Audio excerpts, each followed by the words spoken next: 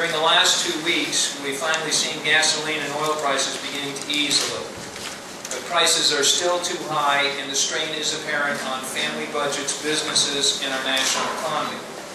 We are here today to talk about my plans to prepare for the high energy costs this winter.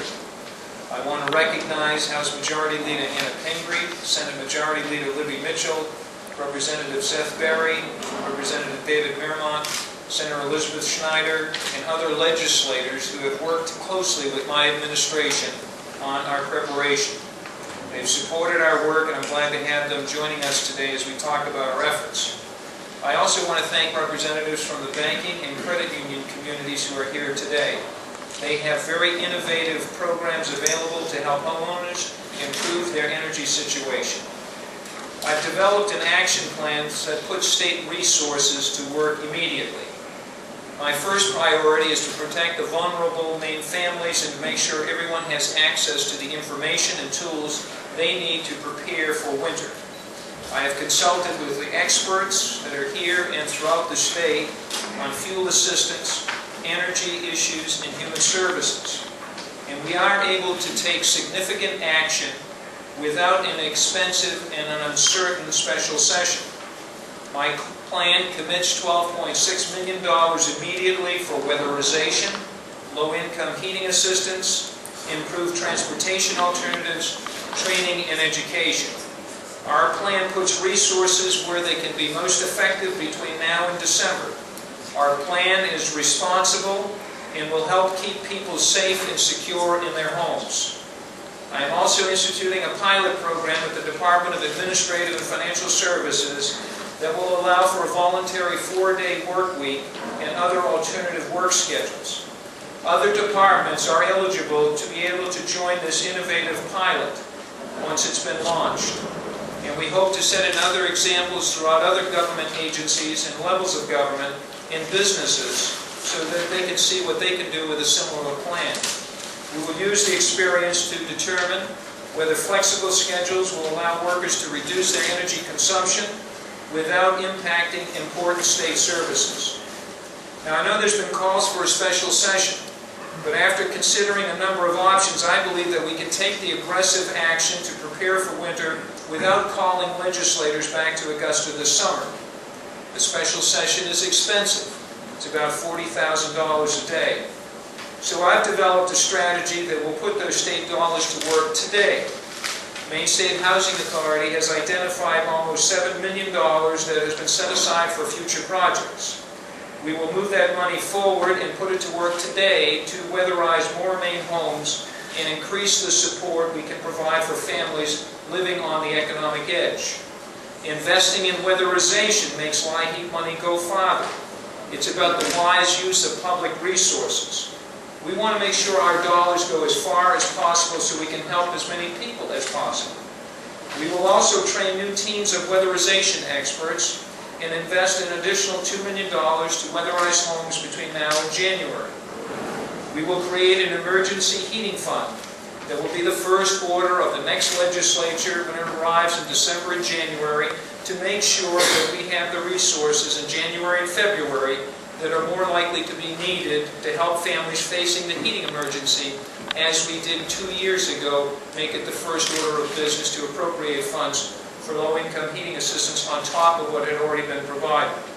We will also set aside $1 million on top of the $1 million already set aside at the Finance Authority of Maine to provide business loans for energy conservation projects. And we will support local organizations that are organizing to help their neighbors.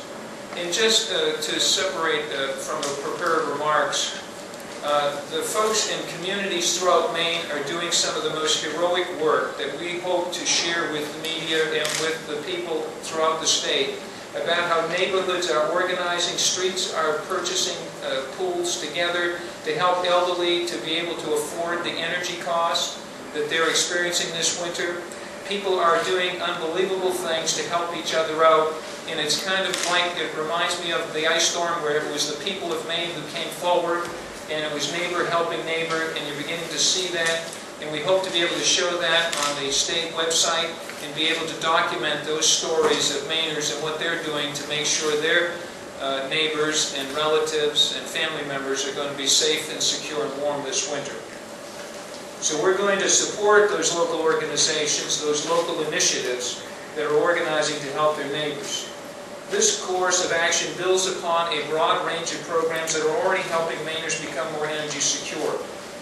Maine State Housing Authority has now low-interest loans available for low- and middle-income families looking to weatherize their homes. Up to $30,000 loans are available right now at below-market rates. People who are looking for information about existing or new programs to deal with these high energy prices and also food issues can call 211 for information.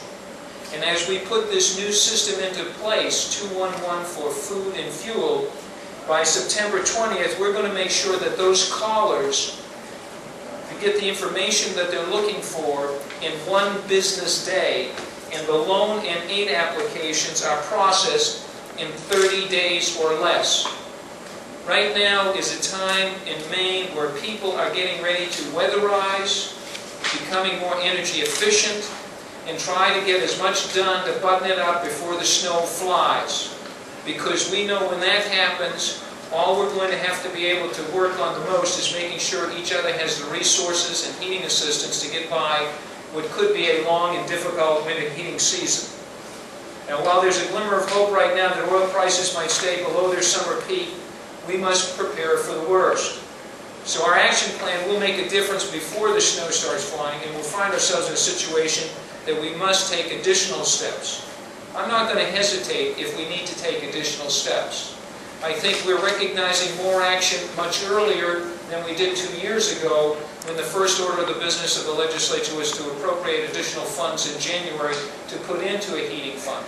Because we want to get at the weatherization, we want to get the message out to homeowners and individuals and families and businesses. Take advantage of these programs at the Finance Authority of Maine.